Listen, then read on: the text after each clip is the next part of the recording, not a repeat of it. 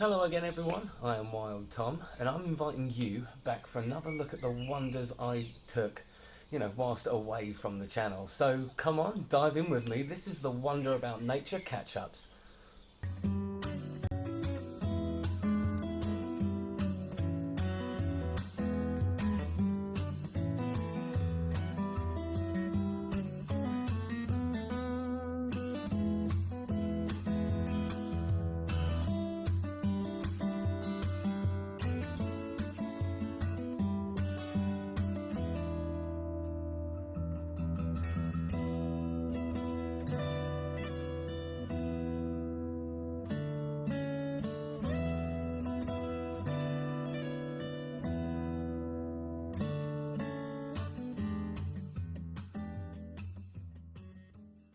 Now, some of you that have been following this channel previously will probably remember my second episode where I took a wander into the rock pools of Brighton, and what a day that was, I've got to say. There was a wonderful day, so much life to be found out there.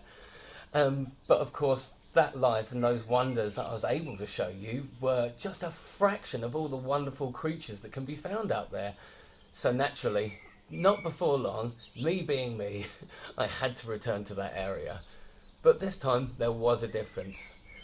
With the help of this new underwater camera that I used for the fish in the Brockwell Park episode, and the trusty mask and snorkel, I guess you can see where this is going, I was able to venture beyond the rock pools, below the waterline, and I'm super excited to show you all what I found. So as always, let's have a look what turned up. Naturally, upon getting in there, I was not disappointed with what I saw. I mean, just look at that seascape. These large swathes of seaweed alone were so breathtaking. Now, my knowledge of seaweed really isn't a strong point of mine, so what I'll do is I'll just talk about a few species that I'm fond of that I did happen to find. This first species we're going to look at is really only a seasonal one, so if I was to come out here during the winter months, I would definitely not see any.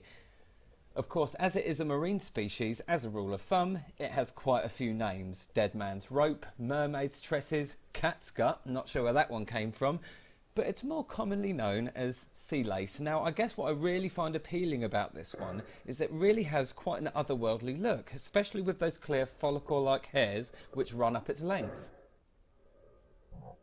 This is another species I'm attracted to simply because of how odd it looks. This cauliflower-like projection, for all the world, looks like a coral more than anything. It is actually another species of seaweed. This one is called sea flax. And it's made up of these densely packed filaments, and it's those filaments that actually give it that strange appearance. I'm sure these ones will look the most familiar to all of you, as they have been increasingly used in food and cosmetic products. This is a species of kelp. It's called sugar kelp. And as you can see, it really stands head and shoulders above the rest of the seaweed. It's, if you will, the California redwood of the seaweed world. This particular species is small for kelp. That being said, it grows to just over 16 feet long, which is still very large. Now, I do always get quite excited when I find large patches of kelp like this, as a whole menagerie of marine wildlife can potentially be sheltering in there. The first of which is about to briefly reveal itself. Now, I can bet that if you've only ever seen one crab whilst exploring rock pools, there is a very high chance that it was that shy little critter there. This one is called a common shore crab, and it is extremely prevalent around UK coastlines and very quick on their feet too, so much so in fact that I've had to slow this footage down here just to get a better look. They are usually that green colour, but variations that I've seen have been orange, brown to almost black in colour. I eventually managed to briefly entice this one out with a little bit of shellfish, which it just nipped out to grab before dutifully scurrying back to safety. Some species though are not so shy.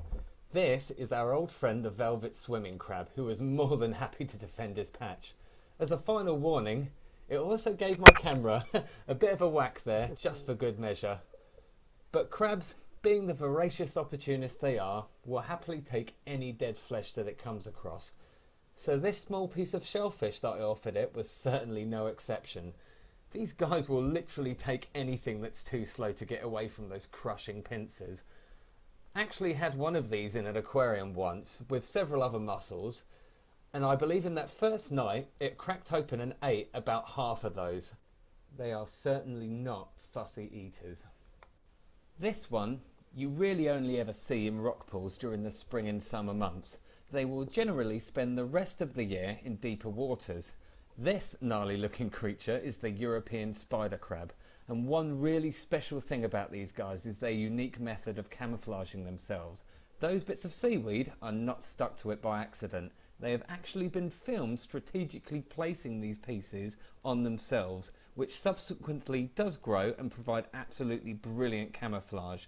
You'll see that once this one tucks itself into a crevice, it effortlessly blends into those surroundings. Now, seeing as I didn't really cover them in the last rock pool episode, I wanted to give these guys some due attention.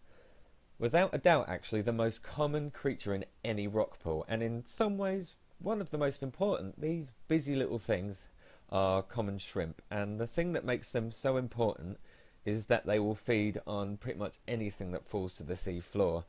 As most marine aquarists will attest to, they make great clean-up animals. Call them the caretakers of the sea, or the aquarium, if you like.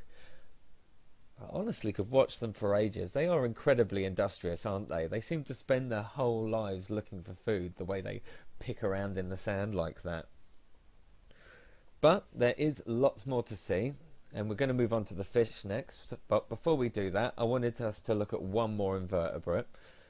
Have a look at this one. Apologies here for the shaky camera. I was trying to keep away from these stinging tentacles. This is naturally a jellyfish. But for once, actually, I've honestly no idea what species this is. So if anyone wants to help in the comments, that could be appreciated, of course. They are real aliens of the sea, no doubt about that. They have nothing what we would call a conventional body makeup, sort of heart, lungs, digestive system and so on. But, you know, the jellyfish doesn't appear to have any of those, but it is a live animal. Right then, onto the fish that I saw. So there are only a few fish species that live in these areas that will grow to adulthood as well there. What I mean is most fish that you find in tidal areas are generally fry, which are of course baby fish. For safety, some will come together in shoals like these ones. Others, like these young whiting, will use camouflage. As you can just about see there, these stripes they kind of simulate fronds of seaweed. Others, like these young ballan wrasse, will seek refuge most time in the seaweed. But as you can see, they rarely go outside of those areas unless they're flushed out, like they do here when I swim over them. Otherwise, they will stick to safety. There is another species of wrasse which spends much of its young life in these areas. It's my favourite one actually. It's called the corkwing wrasse. I'm not sure if you can see in these videos, but their scales are actually this beautiful iridescent colour. They will glow up like oil on the road. They look quite pretty. Now, this is a fish that does grow to adulthood in the rock pools and is quite adapted to live there as it goes. This fish was included in the last rock pool episode, but I couldn't not include these lovely characters. The good old smooth blenny. The blenny that I looked at in that episode, mind you, it was just a young one. This is pretty much what the adults look like, and they are quite large, aren't they? And look at this, it makes pretty short work of that bit of shellfish. Those jaws definitely do the job.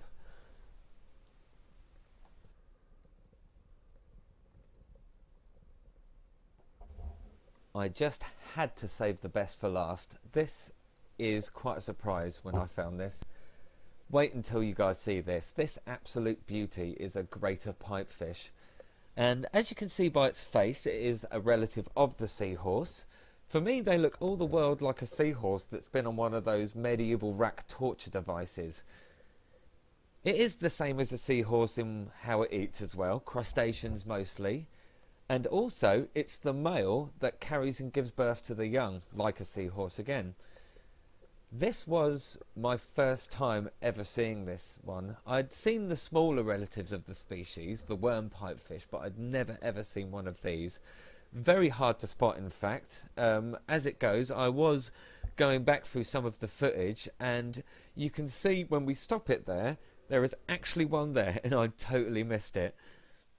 So naturally, I had to get a closer look at this one. I didn't hold on to it for long, mind. I just wanted to observe it for a little bit after wetting my hands. Well, they were wet enough. And just admire it for a bit before just letting it back into the water there. Well, wasn't that something? I mean, that pipefish especially, that was totally unexpected. But that right there is one of the things I love about doing this. You really never know what's going to turn up. So when something special like that does appear, it really, really feels like a treat. Well, that's it for now. Join me next time when I'll have this toy at my disposal. This is going to be cool. For now, happy wondering!